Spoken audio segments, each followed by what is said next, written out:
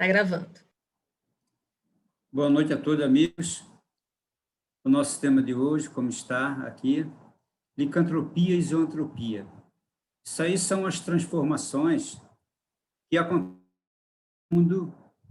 no mundo sombrio da espiritualidade, e motivo dos erros, dos seus cobradores, espíritos ferrenhos, inimigos, consegue,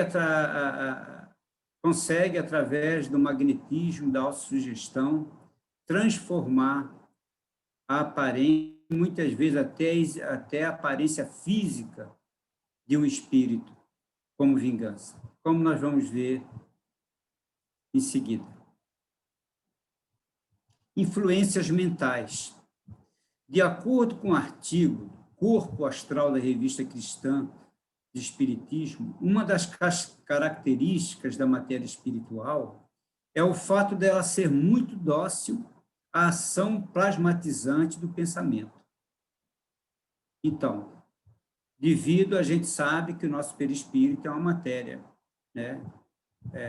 de plasma, e ela é muito sensível à energia, a uma força, Ela sofre a ação do pensamento e se modela de acordo com as sugestões do mesmo. Essas sugestões são conhecidas como sugestões hipnóticas, que são capazes de provocar as transformações perispirituais. Elas podem ser observadas sobre dois aspectos. Primeiro, através da autossugestão, gerada por um sentimento de culpa, desenvolvidos através dos erros do passado.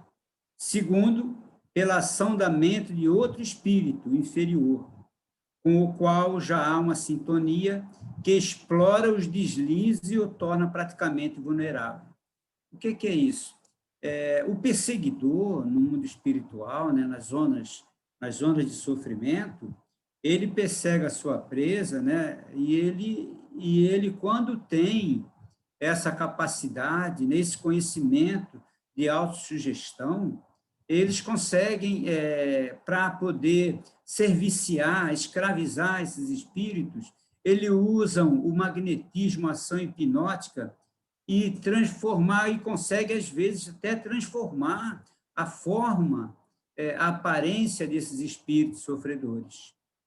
A gente tem a experiência do hipnotismo.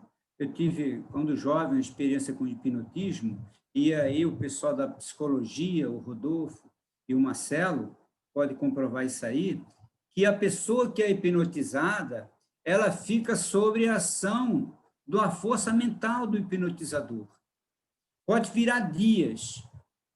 A pessoa que está hipnotizada, ela pode ser hipnotizada e o hipnotizador manda ela para casa, vai trabalhar, vai fazer qualquer coisa, e ele estará lá sob ação hipnotizante, magnética, e ele só vai sair daquela situação novamente com a ação do hipnotizador, fazendo o que você quer, o que o hipnotizador como escravizando mesmo, como nós vamos ver por diante.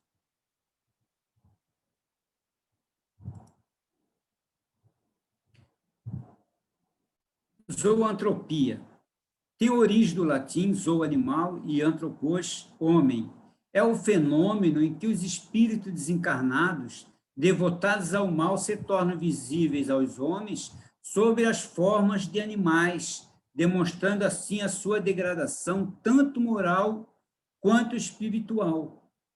Esse processo de transformação se dá através de uma metamorfose perispirítica, processada através de uma indução hipnótica, em que o desencarnado inferiorizado em suas culpas se deixa induzir ganhando a forma animalesca.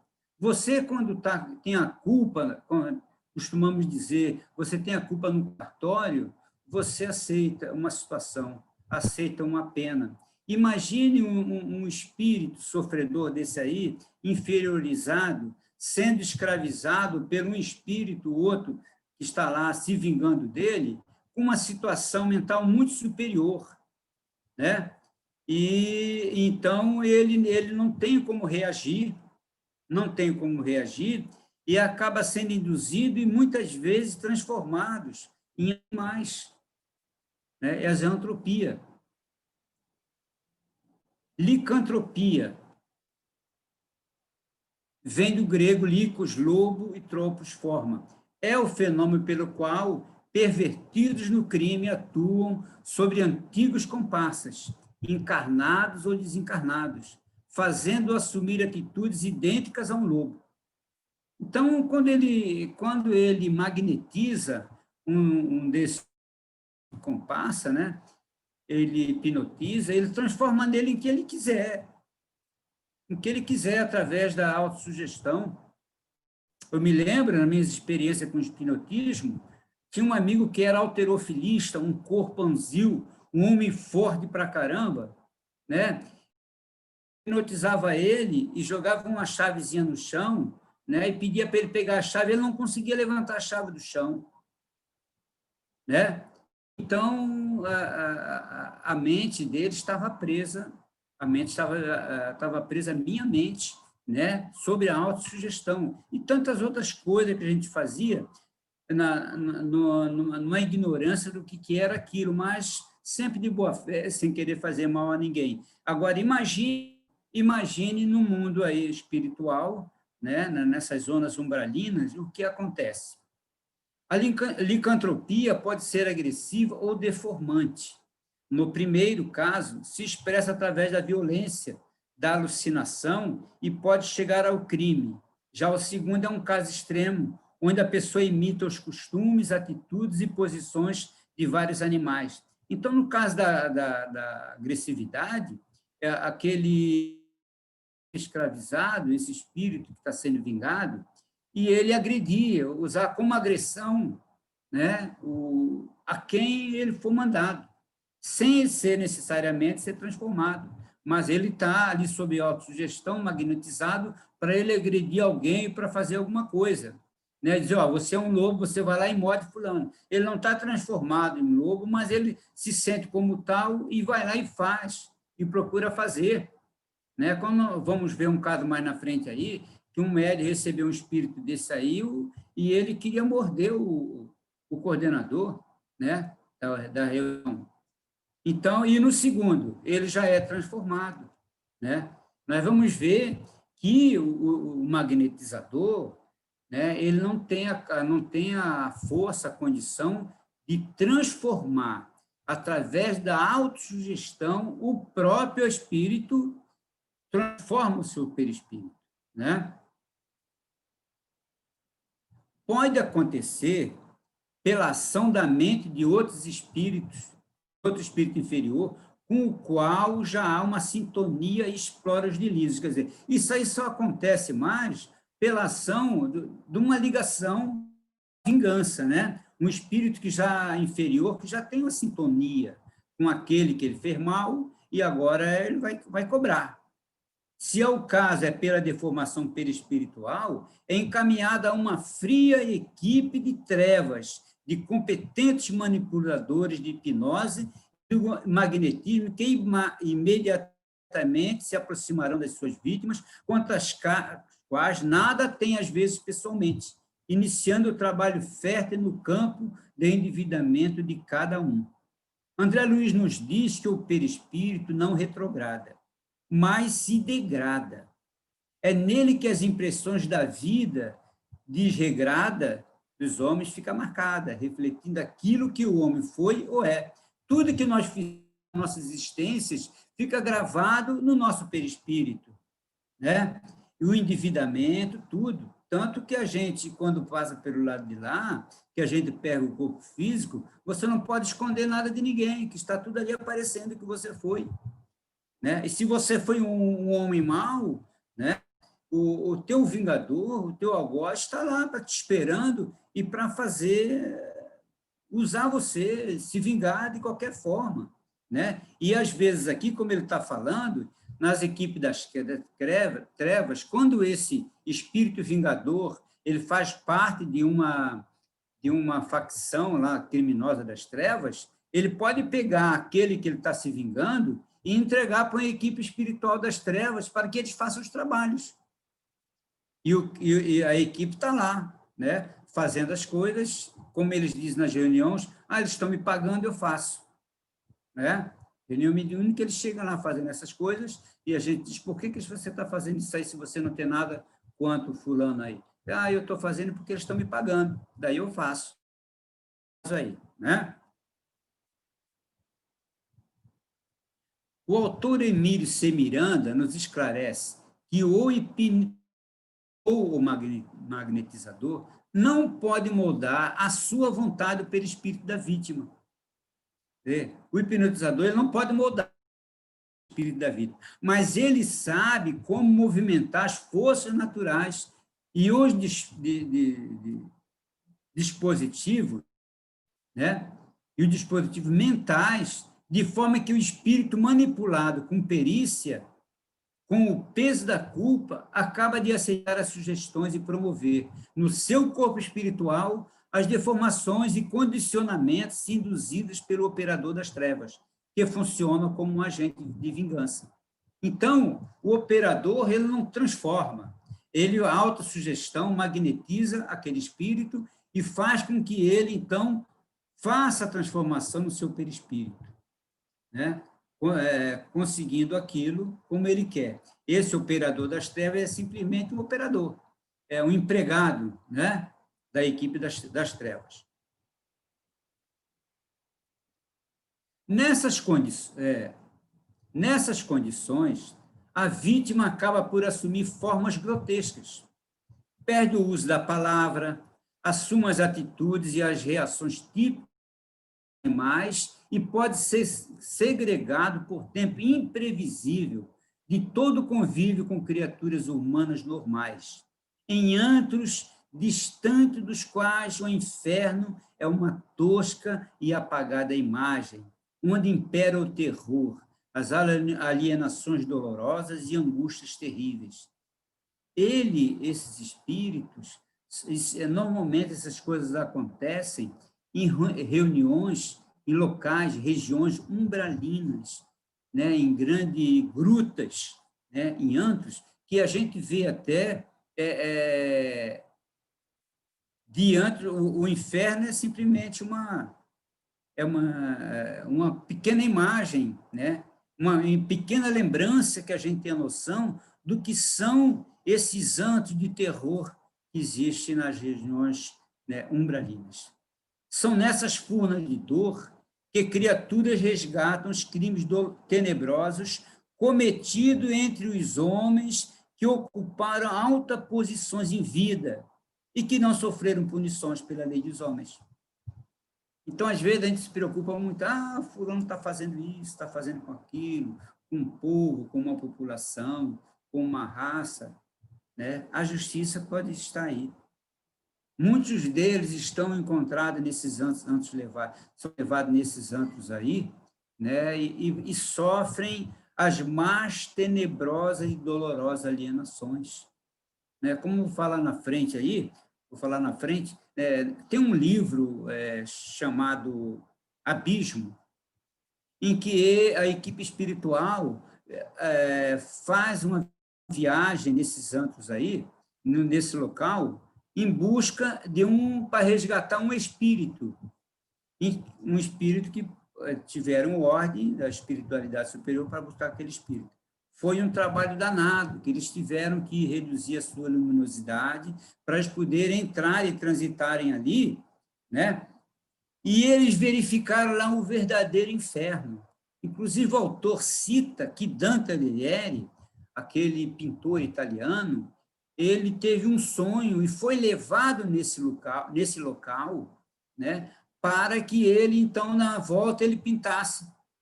O Dante, aquele quadro famoso, o Inferno de Dante, ele foi pintado nesse local em que ele fez uma visita durante o sono, e que a igreja tomou esse Inferno de Dante como vamos dizer assim, uma imagem do verdadeiro inferno.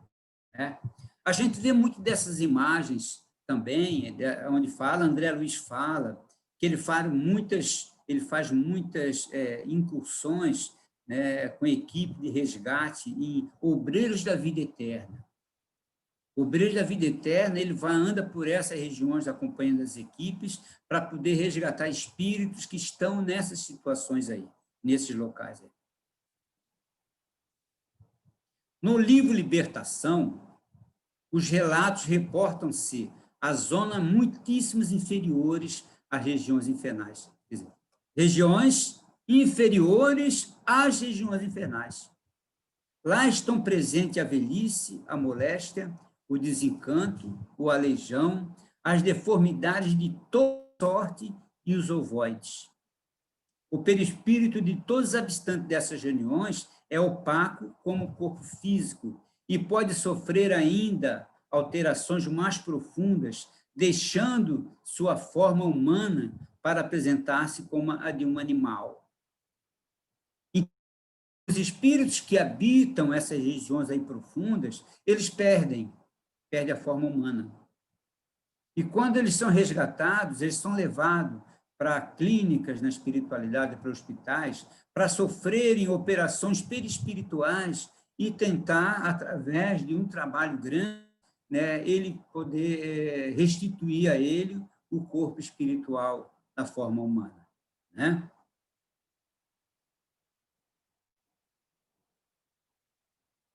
No livro Libertação, capítulo 5, Operações Seletivas, narra a visita de André Luiz e o mentor Rúbio a um edifício onde ocorria julgamentos, no qual a função do juiz era de selecionar delinquentes, de que as penas lavradas pela vontade de cada um sejam devidamente aplicadas em lugar e tempo justo. Eles eram os juízes. Eles mandavam, né, os empregados procurarem naquela região espíritos pecadores, né, criminosos, e eles, então, levavam para esse julgamento e faziam o julgamento a modo deles, né, com as próprias mãos. E esse juiz aí é André Luiz Cita, que fez uma visita nesse edifício aí. E ali ele julgava as pessoas pela consciência, porque a gente não consegue, eles não conseguiam esconder o que eles fizeram, os crimes deles. E o juiz, então, através da tela mental, sabia o que eles fizeram e dava a sua pena, né? Fazia o seu julgamento.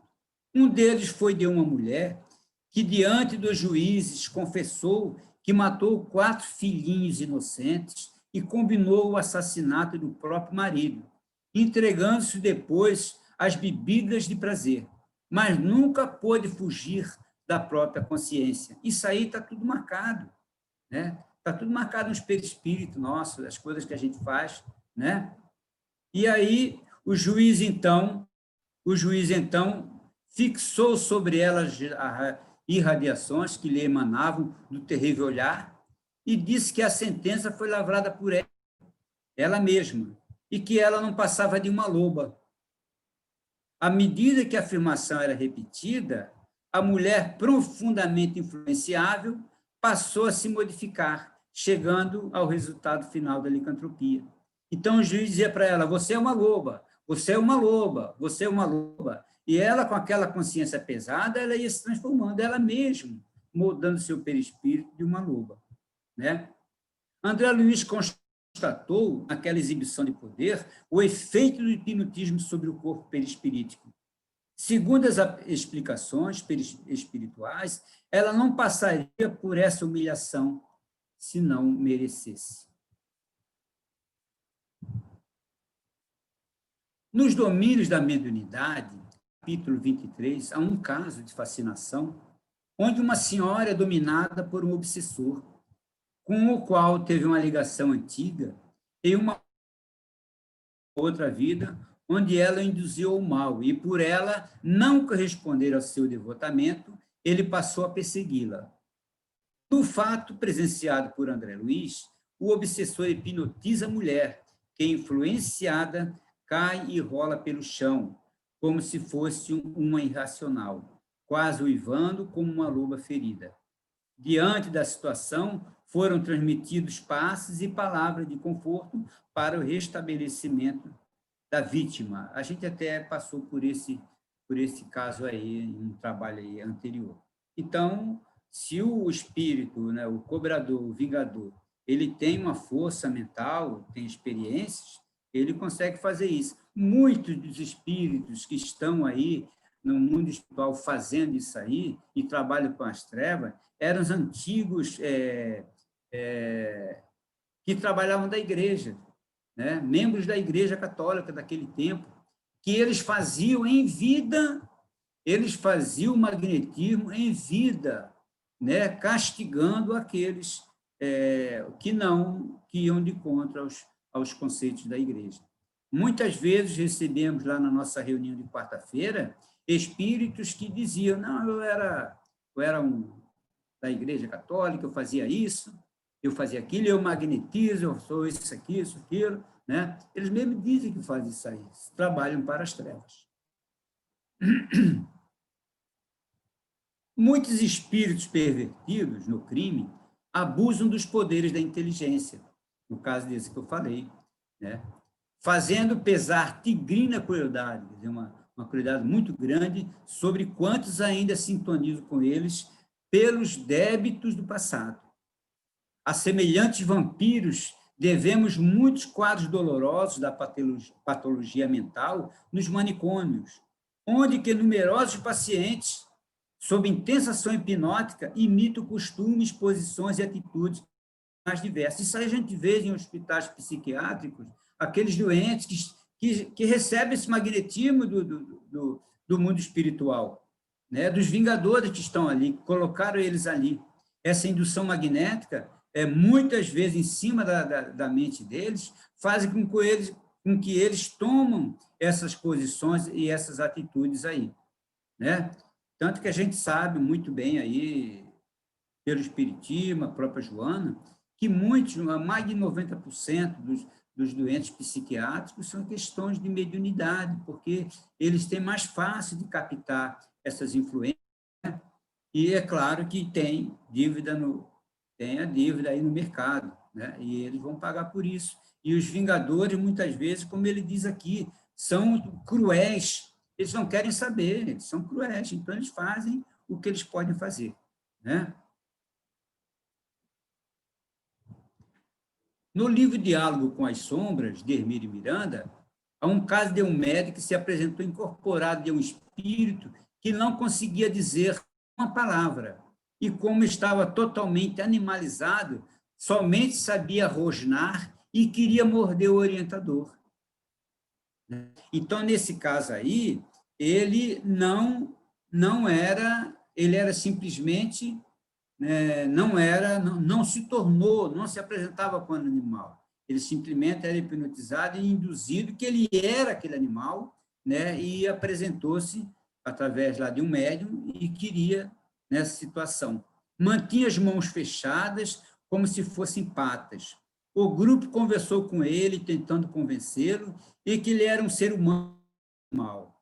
Após muitas preces comovidas e passes, ele começou a ficar mais calmo e parecer ter readquirido a sua forma, pois passou seus braços, pés e mãos. É isso que eles fazem, né? Não é uma coisa muito profunda, ele simplesmente ele é induzido a se sentir aquilo ali. Daí, na reunião mediúnica, se consegue. Então, eu vou falar aqui de dois casos aqui que aconteceu na nossa reunião de quarta-feira, né? Um se apresentou brabo, né? Primeiro perguntou se eu podia ver ele. Eu digo, não posso ver, mas eu posso sentir. Você está vendo aqui minhas patas? Né? Você está vendo aqui meu chifre? As minhas garras aqui?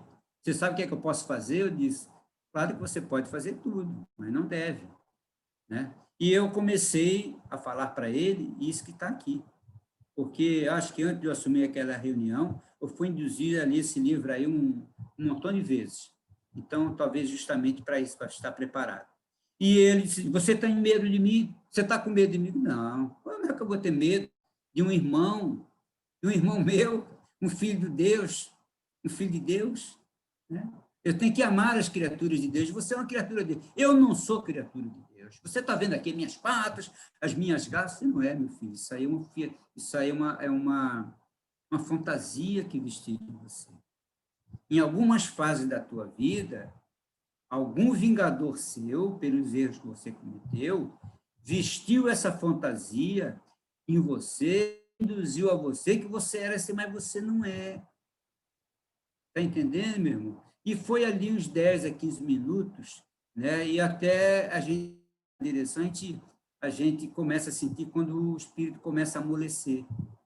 Começa, tá entendendo? Daí você começa a falar, aí dá um espetáculo de evangelho, de algumas coisas. Isso é importante, o grupo mediúnico está sintonizado no diálogo, porque o grupo mediúnico, ele manda energia para aquele irmãozinho ali e ajuda que o diálogo aconteça e ele acaba cedendo. No final, que ele viu que não tinha mais argumento, ele perguntou, o que é que você vai fazer comigo? Eu disse, amigo, a minha função é esclarecer e te ajudar. Vou te mandar para um hospital, do mundo aqui espiritual, onde eles vão te ajudar. Esse meu corpo, olha só o que eles me transformaram. Quase chorando, ele falou, olha só o que fizeram de mim. Eu disse, não, você vai voltar ao teu corpo de espírito, filho de Deus, fica tranquilo. Está entendendo? Então, isso acontece, né? E outro caso, daí foi encaminhado ele, tranquilo, pediu desculpa no final, né? E outro caso foi outro que apareceu também, que ele disse, olha, eu tenho 3 metros de altura, você está me vendo? Você não tem medo? Não tenho medo. Sabe por que eu não tenho medo? Porque essa casa é de Jesus. Jesus é que é o meu protetor aqui. Ele é o encarregado daqui, é o chefe daqui. Então, se eu estou trabalhando para Jesus, eu não posso ter medo de outras pessoas. E você, não posso ter medo, porque você também é um filho de Deus. Aquelas mesmas conversas, aquelas coisas. Por isso que esse livro aí, esse Diálogo com as Sombras, é muito bom para quem frequenta a reunião de obsessão, que ele dá muita orientação para a gente, né? Muitas coisas. É claro que tem mais, mas isso aí, eu me guio muito por ele, que ele por 40 anos trabalhando em reuniões de obsessões, ele passa muitas coisas, orientações para a gente. E outro falou que tinha 3 metros de altura, que não, eu falei a mesma coisa para ele, também no final cedeu, essas coisas. Em Trilha de Libertação, quem está lembrado aí, Trilha de Libertação, há um caso com o Manuel Filomeno de Miranda, aparece lá ele que diz que é o Satã, de rabo, chifre, pata, né? E depois o Manuel Filomeno fala que demorou 6 meses para aquele espírito se convencer do que ele não era o diabo. Então, no final, o corpo dele ficou igual uma pasta em cima da mesa. Manuel Filomeno de Miranda mostrou para ele, olha só o teu corpo aqui. Era uma pasta em cima da mesa. Então, demorou 6 meses, que às vezes esse espírito vai e diz, vou voltar depois. Não, vai, depois a gente conversa. Acontece. Quando o espírito está muito renitente, ele diz, meu amigo, a gente vai conversar outra vez. Você pode vir semana que vem aqui? Ah, posso, eu venho. A gente pede a equipe espiritual, às vezes fica ali mesmo na casa espírita, né? Fica ali na sala de passes, por isso que a gente recomenda, porque aquilo ali também é, né, uma enfermaria, né? E aí eles vêm e a gente consegue, com a graça de Deus. É claro que a equipe espiritual, a gente tem que ter essa fé, essa confiança, que a equipe espiritual faz tudo isso aí, a gente nada mais é do que um instrumento. No livro Libertação, os relatos reportam-se a zonas muitíssimos inferiores a regiões infernais. Já passamos isso aí. Tratamento espiritual. O autor Hermílio Miranda informa que o trabalho de resgate desses pobres irmãos, que chegam até a perder a consciência da sua própria identidade, errada identidade, é tão difícil como doloroso e jamais poderá ser feito sem a mais ampla cobertura espiritual. Eles se voltam contra um grupo mediúnico que precisa se estar preparado e resguardando na prece e imaculada pureza de intenções. Por isso que a recomendação para o grupo mediúnico, muita atenção, porque eles atacam, né? Muito espírito trevoso chega lá e diz, eu vim buscar que vocês prenderam o meu servo. Eu vim aqui buscar eles. Né? Se eu não levar, eu vou destruir essa casa, vou fazer isso aí. Então, o grupo mediúnico precisa estar de pé no chão, consciente da sua responsabilidade. E essa força mental e a força do grupo mediúnico, estando ali coeso naquela energia, a gente consegue, na maioria das vezes, convencer esses nossos irmãos aí, né? Para revertermos esses casos de deformações do perispírito, são necessários a prece, o passe, a cooperação dos irmãos espirituais, a água fluidificada, o amor e, principalmente, a fé, né? A fé que a gente está ali na frente de um trabalho, a fé que tem uma equipe espiritual, que a gente está trabalhando na seara do Cristo e que a gente vai conseguir. E aquele irmão é o irmão nosso, falar com amor, que ele sentia, ele sente o que a gente fala para ele, o que o grupo está passando para ele ali, né? Aquela energia. Então, é importante, principalmente, a fé. O perdão é necessário nos casos em que a vítima se sente culpada pelos seus débitos passados. Transmitir palavras amorosas, um tipo de sugestão hipnótica positiva, permitindo que se restitua sua forma perispiritual de ser humano, né? Nesta hora comparecem inúmeros especialistas, né, na hora de mudar, né, de cuidar de um espírito desse que foi transformado, né? Médicos da alma, cirurgiões do perispírito, profundos conhecedores da biologia e das complexidades da mente. Comparecem planejadores, doutrinadores, médiuns, magnetizadores, para reconstruir com amor o que foi destruído com ódio. Então, a gente imagina o trabalho da espiritualidade para reconstituir o corpo de um espírito desse que foi transformado também por esses aí da equipe das trevas, né? 3 condições principais podem ser indicadas como favorecedoras da cura de pessoas que sofrem a atuação dessas pobres entidades, a saber, estudo do Evangelho, né? Trabalho, atividade incessante no bem, porque essas pessoas que sofrem isso aí, nós encarnados, que passamos por situações aí, claro que nós não aparecemos nem lobo, nem animal, mas a gente sofre o castigo das trevas, a perseguição, o trabalho incessante no bem, amor no coração e converter a própria vida em expressão de fraternidade. Isso é importante, é uma proteção muito grande que a gente recebe do mundo espiritual. No grande porvir, verdugos e vítimas de hoje estarão redimidos e irmanados, cultivando nos planos superiores o sublime ideal da fraternidade legítima. E não podia deixar de ser assim, a fim de que agora e por toda a eternidade se confirme integralmente as palavras do nosso Senhor Jesus Cristo, que nenhuma das ovelhas que o Pai me confiou se perderá. Isso é que vai, o final dos tempos será isso aí. E nós temos que ter essa fé que isso vai acontecer. Daí a gente vê a importância da nossa vida, principalmente quem trabalha no trabalho mediúnico, os médios, a responsabilidade que eles têm diante de todas essas situações. Muito obrigado a todos aí.